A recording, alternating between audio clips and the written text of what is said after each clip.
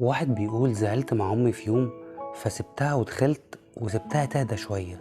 فلقيتها داخله عليا في اخر اليوم بتقول لي هونت عليك تسيبني زعلانه. قلت لها مش قصدي والله، انا كنت هسيبك بس لما تهدي ونتكلم مع بعض. ردت عليا بجمله عمري ما هنساها، قالت لي لو خايف على بيتك للنار تاكله لازم تطفيها وهي مولعه، عشان لو سبتها تهدى هتكون كلت كل حاجه.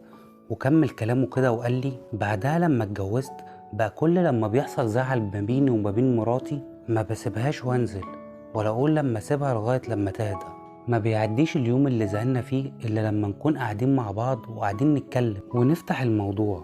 لو انا اللي غلطان بعتذر لها وببوس على دماغها وبقول لها حقك عليا. مراتي بعدها بدأت تقلدني، لما بزعل منها واسيبها واخش اوضتي بلاقيها جات وخبطت عليا ودخلت وقعدت تتكلم معايا وتعتذر لي وتبوس دماغي.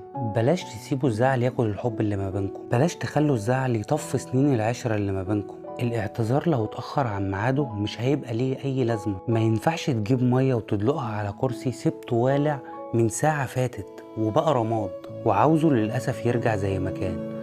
بلاش تخلي النار تاكل كل حاجة بينكم.